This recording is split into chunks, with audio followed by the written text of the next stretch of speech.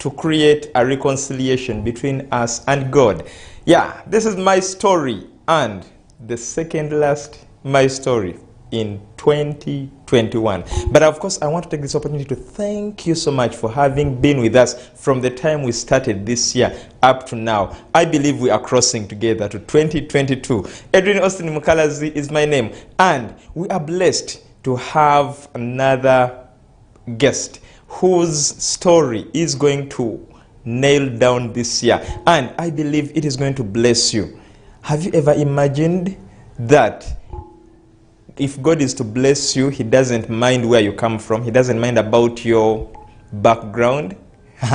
Just keep your eyes on Church of Uganda Family TV as we listen to Mr. Barekye Yosamu's story. Sir, you are most welcome to my story, and we are indeed delighted to have you today in my story. Thank you so much, Edrine, and really I'm so blessed to be here and to be given a chance to share my story. Yeah, we were so much blessed by your marriage story a few weeks back in the family talk show, and we are indeed delighted that we have you in my story now to go into the depth of your individual story. Yeah, thank you so much. Yes. Just maybe to start, the story is so long, you know, from when you're born, if you're counting 45 years, it's quite a long story, full of great things, full of times when I was down, but a story of hope and a story of encouragement. Amen. I believe the viewers and those who are listening to us will be encouraged. Surely. So, Mr. Barekye, we want to get back to the beginning, where your life begins from. Where do you grow up from? Where is your starting point, your baseline in your life? Yes. I was born in Kabale, in the hills of Kigezi, in 1976. And that's where I grew up for most of part of my early life, the primary studies and the early secondary, all of it was in Kigezi, in Kabale. I grew up definitely in the Kigezi. Most of the people are peasants. My parents were basically peasants. Which place in Kigezi? I'm born in a village called Murambo, just near the Katuna border, in a parish called Buranga, Kamugangs, in Dorwa West. And as I said, my parents were basic peasants. My father, just some little education. He was a builder. These masons who do building on buildings. And one thing which was key and inspiration about them, they were determined to have a better future for us. Wow. So in their little resources, in their way of life, they were determined. They were now, when I look back, I see their determination. How many were you at home? We were born 8, and definitely there will be other relatives once in a while. So basically, we're a family of 8 children plus their parents. Yes, they took us, all of us, at least had the chance of going to school. At least some of my sisters, I'm the firstborn, so my elder sisters. So among the 8 children, where do you fall? Which number are you? I'm the firstborn and the first boy in the family, yes. So as I said, we all went to school. We were given a chance of going through school. My elder sisters could not go past primary education. Not that the money somehow wasn't there. By then, my father really had basic means, but he was determined to push us ahead. But for some reason, either the influence, they did not go. But back to my story, I started primary education at Buranga Primary, just one of the primary schools near my village. And that's where I spent the 7 years. Then after, that was 1989, I completed the primary. I did not start the nursery. You know, for these days, people go to nursery. For us, we didn't have a chance of going to nursery because there were no nursery. The only chance you would cross the camp near the nursery was called the church school, where you would have sort of a Sunday school on a Sunday. So how would your parent determine that this child is now fit for school? For P1. They were guided by then the government policy, I think, which is still the policy. The moment you make 6 years, you will be due for school, which would be primary school. And so that's why where they took us with the Buranga Primary School. I completed in 89 the primary level, and again there was the next secondary school, which just in the same almost same location, Varanga Secondary School. What was the distance between these schools and home? Yeah, we would walk at around 5 kilometers, so that's about 10 kilometers, and we would walk 5 kilometers every day. That's to and fro would be about 10 kilometers. Yes. They would walk. It was enjoyable. Because there was no any other means. There was no border of those days to say, and there were no taxis from my village, and even the school did not have provisions of these town things of maybe drop. No, we were there basic, and almost all of us were almost the same background. So we'd walk, we go praying all along the way, and would at times walk back at lunch, walk back home, take lunch, and run back to school. So it was. First, wait. How much time was it taking you to leave school, back home, and then come back? The 5 kilometers. At times, I don't know whether we were so fast, but I imagine when I look back, it seemed like we were taking about 30 minutes or less. Because in primary 5, I was a timekeeper. And I would leave home after having fetched water. You have done some best work, because at times you would be allocated work to do in the morning.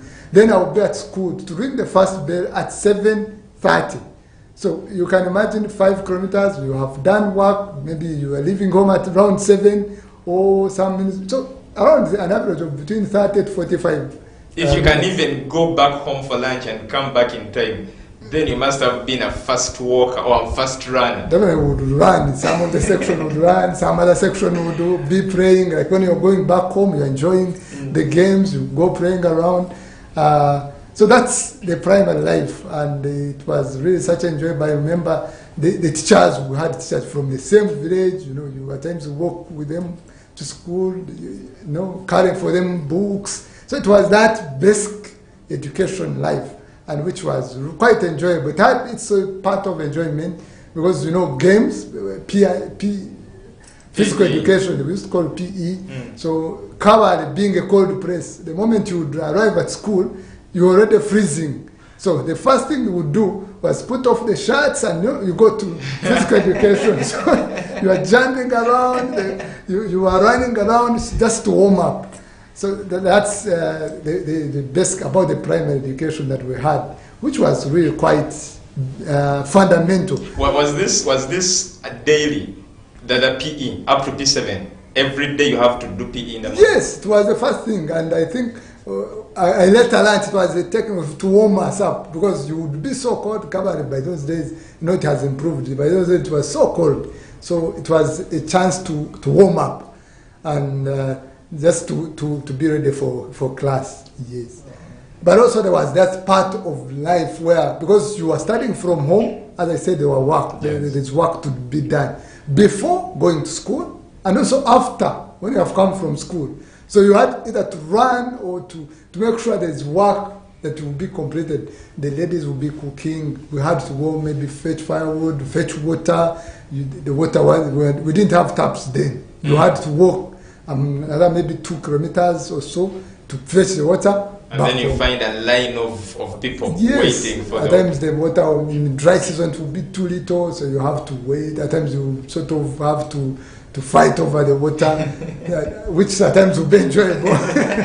Yes, but also you find the grazing. Either somebody has taken the cows into the hills, so you have to be the one either to go and collect them.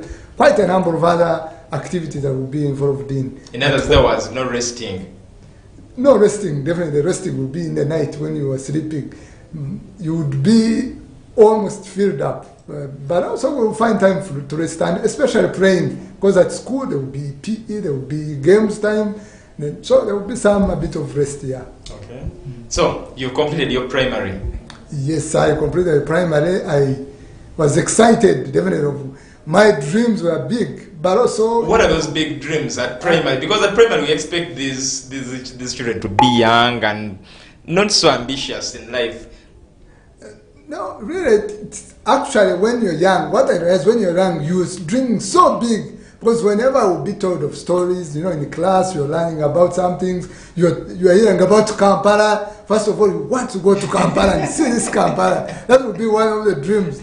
Then you're hearing, somebody comes in a car and you're like, okay, will I grow and have a chance of like driving a car or even a bicycle? Some guys who had bicycles in our village were really unique people. So you would look like when I grew, I reached the level where I started making money. My first thing to buy was a bicycle. Wow! So it was an exciting thing. Those dreams from the bicycle up to owning a car, coming to Kampala, getting married. You would have those dreams, especially looking at some of the people that. What was so special about Kampala those days? That was said about Kampala that would really make someone, excitedly be willing to come to Kampala. They will tell us definitely about the building, the tall building. They will have so many cars, so many people. They mentioned about food, different types of food. So you're looking like, okay. The roads, definitely most of the village roads are just mud roads. So you're looking at tarmac, the whole place is tarmac. There are big, tall buildings. They will tell the tallest building in Uganda, it's in Kampala. You want to go and see this tall building. How is it like? So that's one of the things that I looked forward to come to Kampala. And I had the chance when I was young. My dad came to work in one of the construction firms, came to Kampala. And I remember a day when I was told that I was going to go and see my dad in Kampala. One of the people that were asking with had come to the village and said, no, you are going to go and see your dad, visit in Kampala.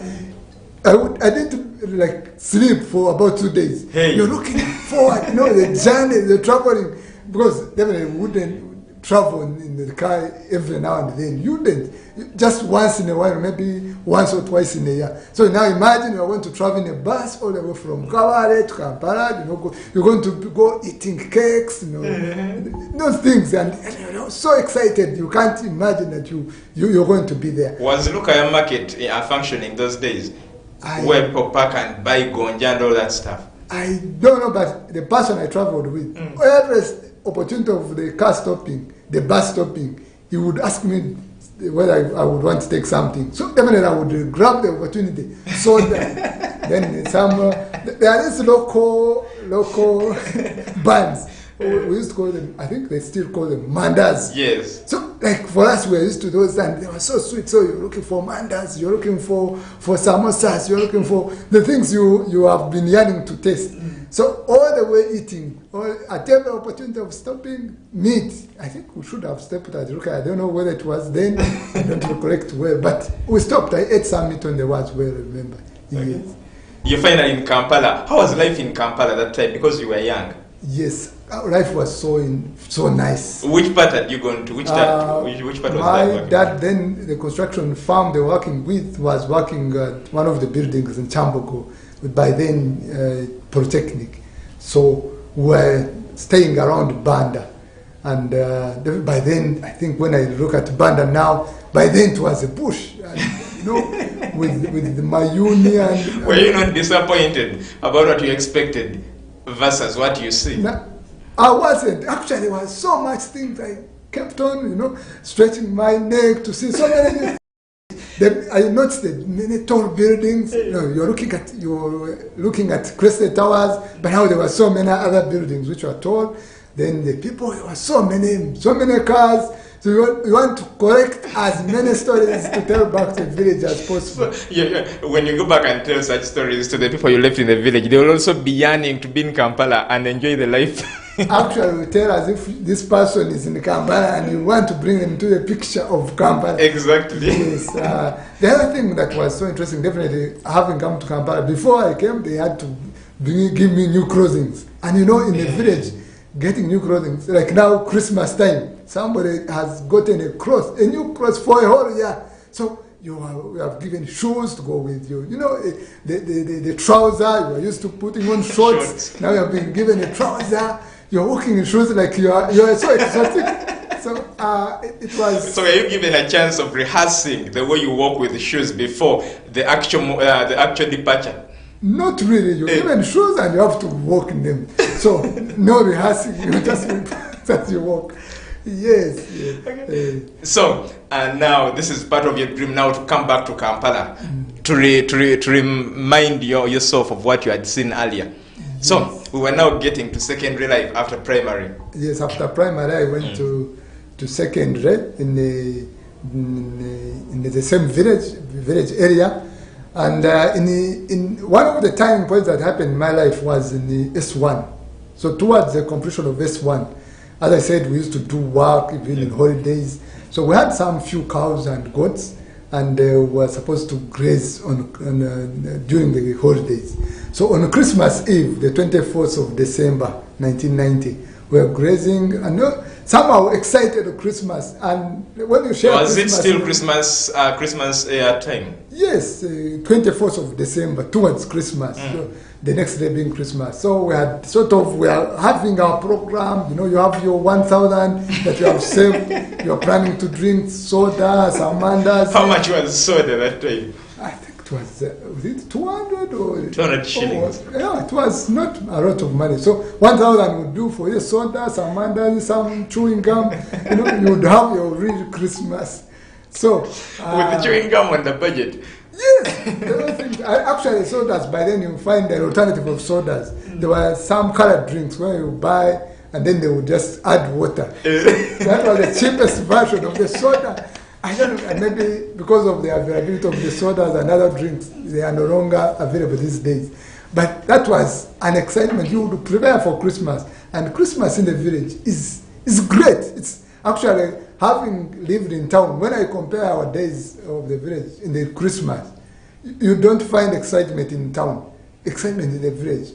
You're going to eat rice, you're going to eat things you have not eaten in months and sometimes in years. You're going to eat meat to the full. But also would definitely not be willing to work. You want also to be free to walk around, to go to the centers, the trading centers around. So on 24th, I was supposed to be grazing. So I had gotten my cousin Bala, and we had arranged that he takes the cows and the goats, grazes, then we'll meet. So my parents phoned me when I was not in the gardens to graze. So they just said, no, you should be grazing, you go and graze. And we have these games, when you're grazing, you do crazy things, high jumps over those terraces, very dangerous games. The slides over the hills. So one of the games we used to do was target shooting. Now target shooting using, I think the nearest closest of that would be a catapult. I don't know whether you would understand a catapult. The Mutida. Mutida, yes. But they were really serious. We are so skilled on them. So that when you're passing time as you graze, you would be doing that. So when I went to check on my cousin who was grazing, now holding the cows and the goats, when they were trying to do target shooting, so as I approached, they had not seen me, because where they were target shooting, you would be random. So he hit me with a stone. It was more than a bullet. I've never definitely had a bullet on my life, but I think it was more than a bullet, because he hit my eye. I jumped over, fell off, all meat had spilled out, and it was so painful. And that was one thing that happened to my life that almost turned my life upside down.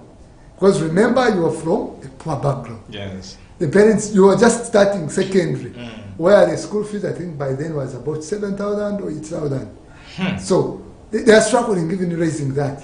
Now that you are sort of, circumstances have come that they are giving a chance that you will not continue. Then people now about to start. And tomorrow is also Christmas. And now you're in the village. Nobody will be taking you to hospital. There's even there were so many things that went into my mind, minus even definitely the thought of death. Because the way I felt it was like I had died. Actually, I remember when I fell off the ground, I laid my sweater, the only sweater I had, and I thought, okay, if I die, let me die in a quiet way. But I had a chance. My mother, she's a peasant, but a fighter. She's really had that fighting spirit. She doesn't just give up easily. So she had to take me up to hospital. The mission hospitals, definitely you don't afford the private hospitals by then. But they took me to hospital, and God intervened in a way that was so miraculous. I remember when we were almost giving up, they had said they would scoop out the meat and you know what, and then they seal the place, and I was like, okay, how do I look? I had almost at that lowest point. So there was a miracle that happened. There was a doctor from, I think, Germany who was in his hospital, and somebody said, okay, if you can get this boy to that hospital, I believe something would be done to him. So my mother had to look for all means, and my father then wasn't at home, but he sent some money, they mobilized whichever support we could get, and went to see. They worked on me, they said, okay, I will not see, but at least you'd have a life with 2 eyes. And it was like, okay, that was really. So I had to go back to school.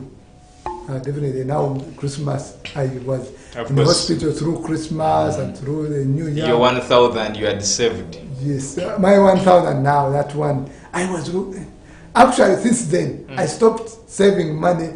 If I have an opportunity of getting something good, I do.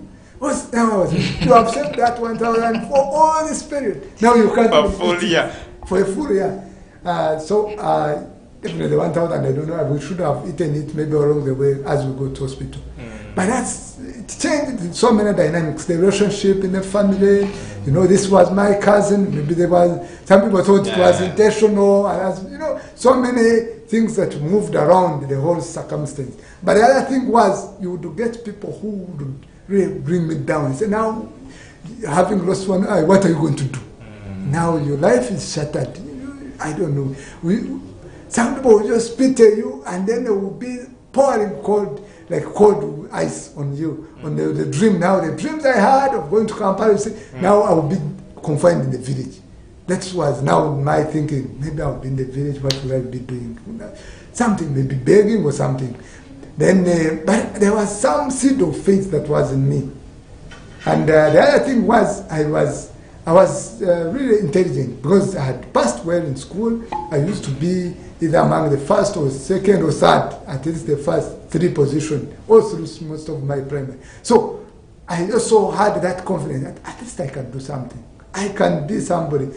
Those things will come discouraged, but somehow the face will keep on lighting up. I said, I can do something. I can do better.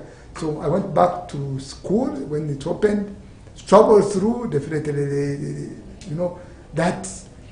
Because when the year closed, you had 2 eyes, and now you're going back with one. And people were old, the students are looking at you, some pitying you, some encouraging you, some. So I struggled through. By senior 3, I think I had sort of lived above the situation. I had now determined to study on. Well, I think at that very point, when it is now senior 3 is now a time when you rebuild yourself. Yeah, it's where we are going to start from shortly when we come back after the commercial break. We shall be right back. This is Church of Uganda Family TV. Do you know that you can now enjoy great enriching shows anywhere through the Family TV app? Here is how to download it. Open Play Store on your phone. Search for the Family TV app. Click Install.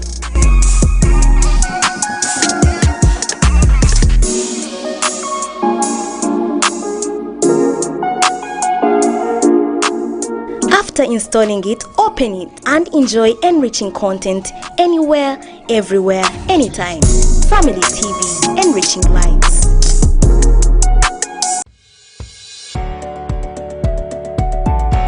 The starting point of your surgery, when they say attention and you hold your legs, you have made yourself a soldier.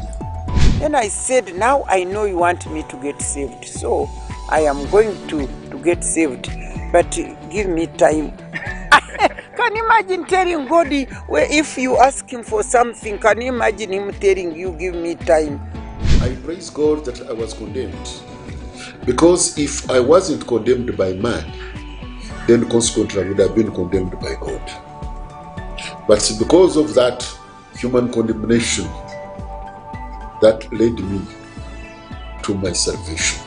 My dream husband was, I wanted a guy who was tall, light-skinned, and slim fit.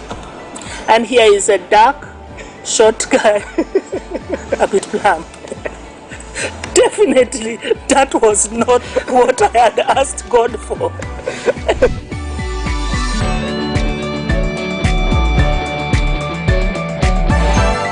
Welcome back from that commercial break, and in a special way I want to welcome our audience in Mbarara. Yes, people in Mbarara, thank you so much for watching Church of Uganda Family TV. We are delighted you joined the big team that watches Church of Uganda Family TV, and I believe you too shall be blessed the way the other people in other regions have been blessed. But this is my story, and Edrine Osteen Mukalazi is my name. We are with Mr. Yosamu taking us through his story, and by the time we took a commercial break, he had actually told us his story up to senior 3, and something had happened, a turning point in his life in senior 3. So senior 3, Yes, as I said, I had sort of lived above the effect of the accident of the eye.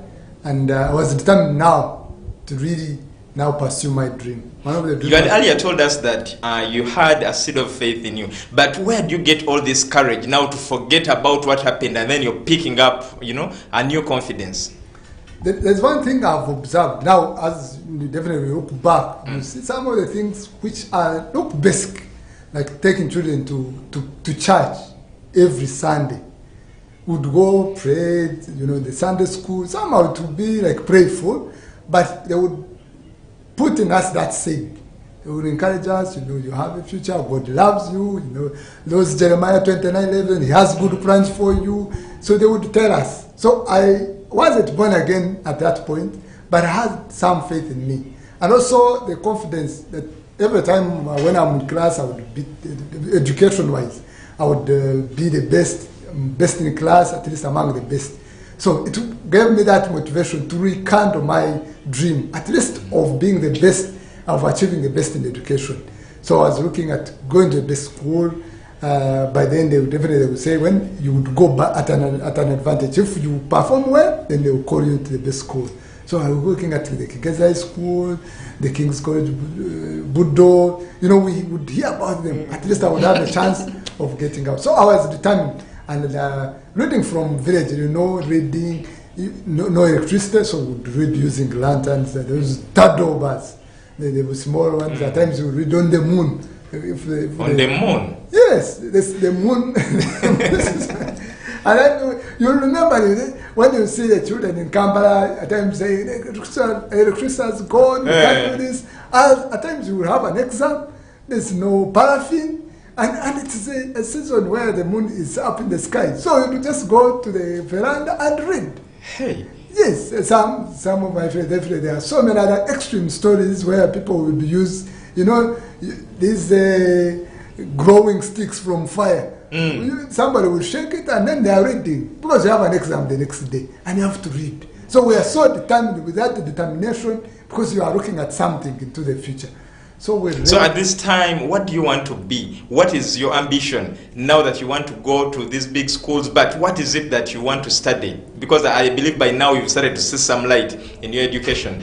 Definitely the key things they would tell us, and you would look around, you hear an engineer. By then I wanted to be an engineer. You look at those tall buildings, you want to contribute to the skyline, the building. And also because my father was a builder, so I would also want to do something better that he was doing. So by then I was looking at being an engineer, then being the doctor. So there were those top things, engineer, doctor. So you find almost the class you are pursuing. And I think that hasn't changed. Even now when you ask school-going children, what do you want to be? A doctor, engineer, lawyer, those top professions. Yes. So definitely we would have that village life, the reading challenges, the school fees challenges. When we are progressing, definitely, as I said, my parents didn't have a lot of means. Yeah. So they would chase us from school. Then you have to look for support from some relatives. Maybe you miss some weeks off. Maybe you sneak back at times. Then you have to chase you back. So all those struggles. So at some point you are almost giving up and say, okay, I'm like this, and you know, even if I went to maybe to Geza school, I would not afford the school fees. But that faith in you again, said, but you can perform better. You never know, you can get a scholarship. And it happened even when I was at Geza school, when I went there, finally after my senior four. How do you go to Chigezi High School? Because that is also another story. Finally, your dream becoming a reality. Yes, I performed well. I came in the first grade, and I was admitted at the Geza school on merit. Initially, my parents said, no, you can maybe go back to, you know, these are all schools. There will be some which would have HSC level, but deep down, where they could maybe afford 15,000 school fees, something like that. 15,000? Yes. I told you school fees in secondary was around 7. That would be almost maybe half an acre garden or That's something. True. And that not a simple means, because you remember when you go into planting and the rest. So I had the chance of going to high school. Initially it was hard because the struggle was you go report getting uniform, getting those things, the requirements. So you find you go with the basic. If they wanted 5 books or 12 books, that's 12. And you're not expecting that you're going to have an addition. So you're praying it will be sufficient. So the school fees, they got me, they had to mobilize, sell some goats, a few things are there, and some produce, sorghum, and they managed to get for the first term. So I reported at Geza school, very excited. And now it gave me more motivation. You know, you meet now in our village, in our village school, we're basically average, most of the students. But now you meet students of well-to-do. Guys from Kampala, they're telling you stories. You see people coming. It was one other level that opened my eyes. Were there any other students from your village that were at Chigezi High School? Or you were the only one? Maybe from a sub-county, but no, not from my village. So you were the ambassador of the village? Or the only person from the village then at Chigezi High School. And then it gave me an opportunity to interact, make many friends. Then people will tell you stories. Then at times you also get people who are doing badly like you, and you see like, okay, I'm not the only one. you get some hope. And it was at Geza school that I got saved. Now, what triggered the salvation? One, when I reached school, Geza school, sort of I got some freedom. In the village, remember, we are home school, work, you know, you are somehow in a tight control environment. But here at Geza school, we had freedom. Now you have people who are from different backgrounds. We started making groups. People tell you stories. No, let's test this. Then there is this one. Then you are in that adolescent stage where you want, to explore and do so many things. You want to resist authority for even no good reason. You want to be engaged in strikes and do so many things. So I joined some groups of my colleagues when they started drinking. Some guys used to escape from school, and we want also to explore and act like a man, sort of. And by the time we had some gospel outreaches, the OBs would come to school, the born-again OBs would have gone to university and were working. Some of them, they would come for inreach to the school. And they preached. So when they preached, at that point, I looked at myself. There were 2 things which I later learned from their preaching. One, they were giving options of once you are saved, you would have some benefit. And there were 2 benefits. One, you would survive suffering that is occasioned by sin. Because when you're drinking, by then I think AIDS was still prevalent. So if the adultery and the fornication would consequently lead to, and we had even relatives who had died of AIDS. So whenever they would mention that, you say, okay, surviving that would be one advantage. And other things, drinking yourself silly and losing life, so many things. But also they told us, you would also gain advantage because you would enjoy the blessings of God. So when they made an altar call, I saw where I had reached, and I think I wasn't going the right direction. So I accepted Christ as my personal Savior. By then I was almost completing senior 6. And that was the second turning point in my life. Leave alone really going to a first-class school, but getting saved. I now started living a new life. Was it really so easy for you to transform from the other life you had started to adopt and admire and then to walk now an upright journey with Christ? It wasn't easy, especially when you're youth. The moment when we got saved, it was an evening.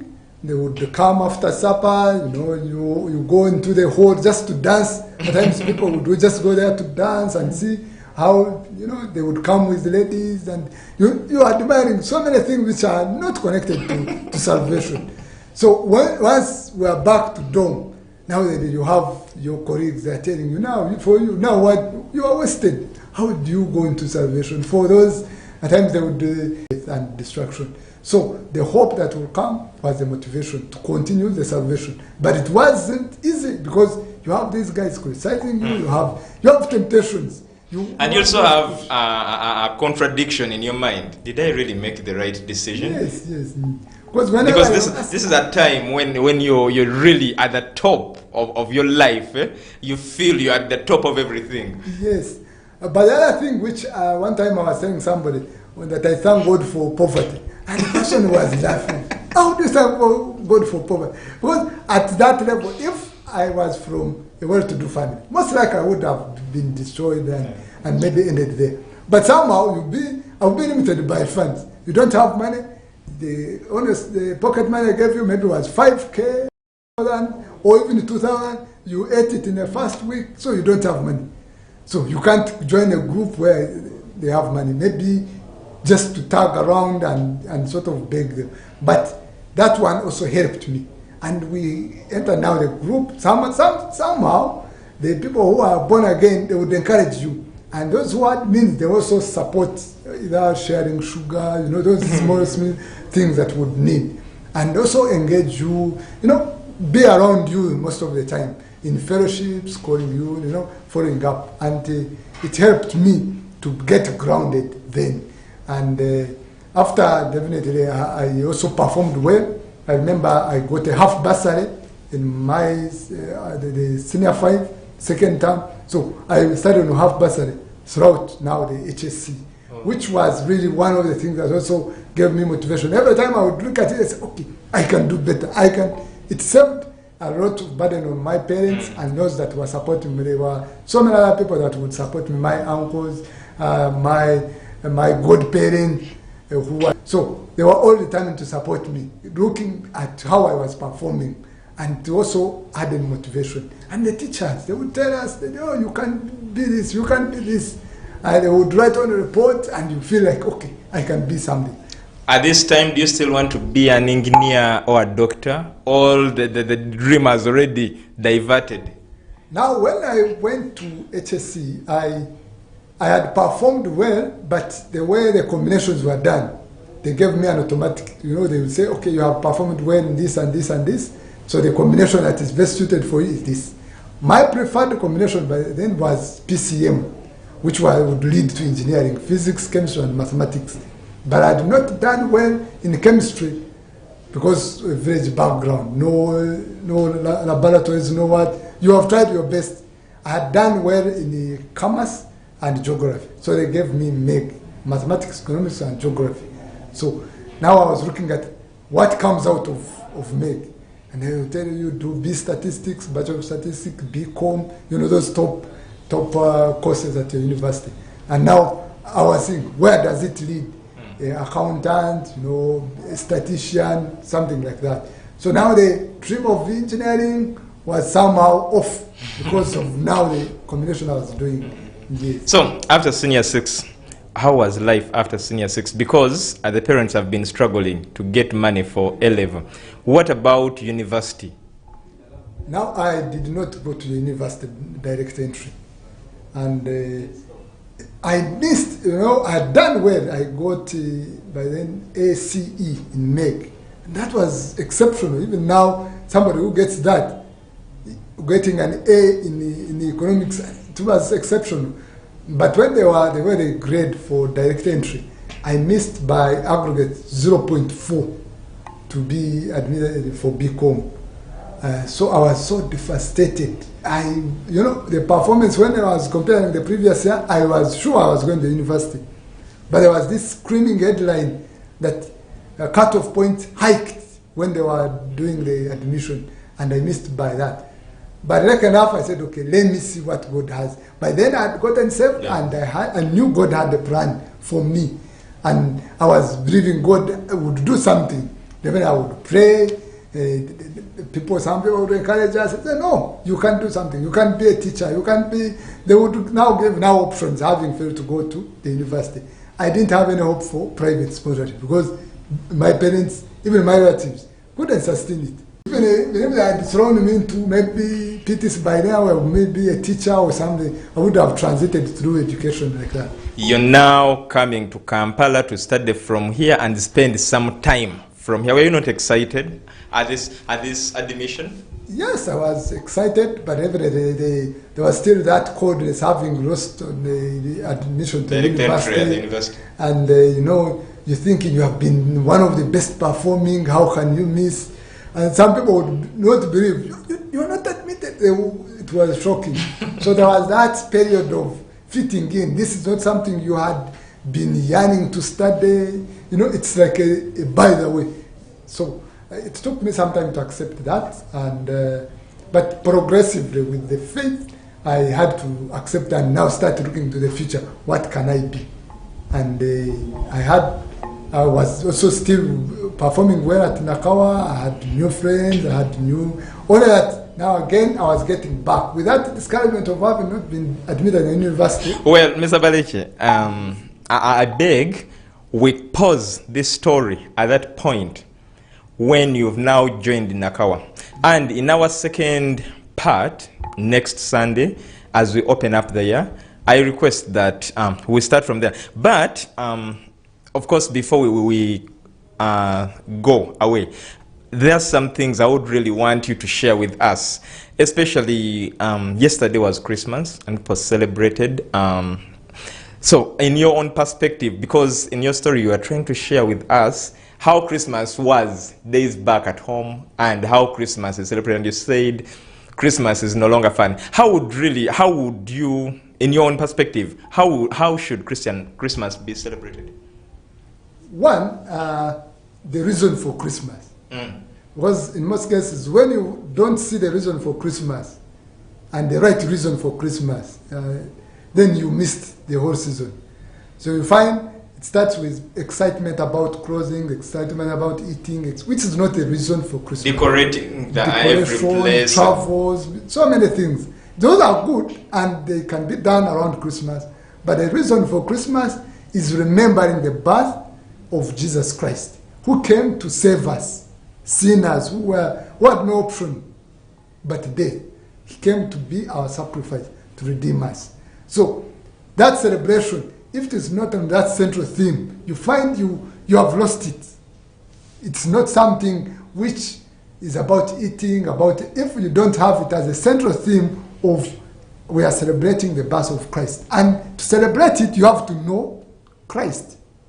So whether it's in the village, whether it is in town, whether it is in excitement, whether you have, whether you don't have, provided you know the right reason for the season, then you have the best Christmas. As I told you, I no longer save for Christmas. Yes, you can have some savings for the family for planning purposes, but I can't say I'll put 1 million here specifically for Christmas. I can only eat it during Christmas. I have to plan, and when it comes, the reason for the season is celebration and the celebration of the birth of Christ, which is the central theme in my life, in my family. That's what we look to. So going to church, praising, giving, are those central themes that connect to the season. Definitely now the eating and the rest of buying new things would be. How would you really want people to prepare for this new year that we are going in 2022? Yes, definitely. There are so many advice that are available. Those who in Kampala and those professionals, they are telling them, there are so many talks which come. But the first thing, as I said, the season, you have to pray about it. God is the one that has the good plans for me, for you.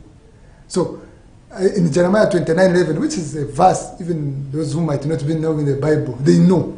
For God says, for I know the plans I have for you, to prosper you and to give you a future. So it should start from there.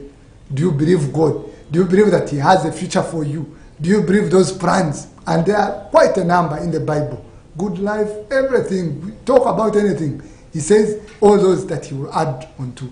So, to begin a new year, if you can begin with a foundation of salvation, then there are things he has already put a plan for them. You plan for your family, you plan for your career, you plan for the whole life aspect of your life. When you see, if you have a family like myself, you have to plan for the children. They are going back on 10th. Do they have school fees? Then that means you have to have even saved through the season. You don't spend all the money. So there should be school fees, or at least some portion of it. Then the provisions of the requirements. Then also the household. Then giving. Because this is a season of Christmas, and the central theme is about giving. Because God gave his only son to us to save us. So if I have 3, if you have sugar, you can share maybe a kilo. There's somebody somewhere in the village, even now, still like in our villages, then who does not have sugar, who hasn't tested sugar for the last 6 months, or even the lockdown since it came. Yeah. So you share. Then without planning about, saving, about, then you have goals for the year. That goals, there are some people who have big ambitious goals. The youth going to university, completing education, those who are in corporate, maybe building, have, like now, Edrine, maybe getting married or something, those big goals. Then you make plans for the goals. That's when it's more practical, and it has many other professional guidelines which you can follow. But even the basic of them, just have a goal, then plan for how to achieve it, the saving, and then you start with something. Because at times we lose it when you find, like in the village you live without any hope, anything. Somebody can just get money, eat it. Sometimes God even might not bless you because he doesn't. If I bless this person with 1 million, you're just going to drink it. So you have to have some purpose in life and put a goal, put how to achieve that goal. At least even if it is one for the year, at least somewhere. And then you have hope. Because this is a season where people have been under the lockdown. Yes. Some people might say, well, there is no money, there is nothing. Some people are almost giving up. So there is hope. You have hope, you have faith. If you are still alive, there is a purpose why God has left you to be alive at this moment. If I'm alive, I need to ask, what do you want God to do? There must be something to accomplish. So with that hope and with that planning and, the best all on faith in God, in salvation, I believe 2022 is another great year. Regardless of what happens, you can have the best year that you can. Wow. Well, thank you so much for this advice. Thank you so much for so far where we have reached with your story. And we are looking forward to listening to your story more and more in the next episode. But now, thank you so much for this evening. Thank you so much for the time. We are indeed blessed. As Church of Uganda Family TV, we are glad that you gave in this time to share with us your story. And to you, our viewers, thank you so much. I can't stop thanking you for having watched my story from January to this last Sunday of the month. Who are we that you have chosen among the very many programs on the other stations, and you've chose to watch my story, and you've chose to watch Church of Uganda Family TV? May God bless you so much. We are looking forward to giving you all the best of your eyes, the best to your ears, and the best of your life, the best of the blessings. Thank you so much for watching this episode. I really don't want to say goodbye, but of course I have to leave. Jonah is on my neck. And Edrine Osteen Mukalazi is my name. I've been with Jonah Jal, the producer, Bantam in transmission, and Tony Santo on social media. Let us prepare for the new year. God bless you, and we meet in 2022. Goodbye. The starting point of your soldering, when they say attention and you hold your legs, you have made yourself a soldier. And I said, now I know you want me to get saved, so I am going to get saved, but give me time. Can you imagine telling God, if you ask him for something, can you imagine him telling you, give me time? I praise God that I was condemned, Because if I wasn't condemned by man, then consequently I would have been condemned by God. But because of that human condemnation, that led me to my salvation. My dream husband was, I wanted a guy who was tall, light-skinned, and slim-fit. And here is a dark, short guy, a bit plump. Definitely, that was not what I had asked God for.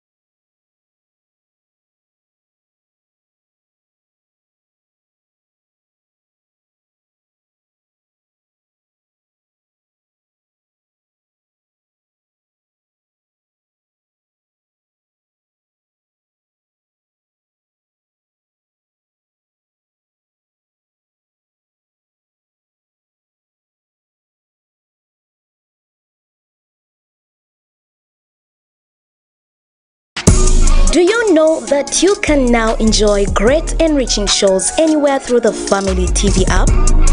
Here is how to download it. Open Play Store on your phone. Search for the Family TV app.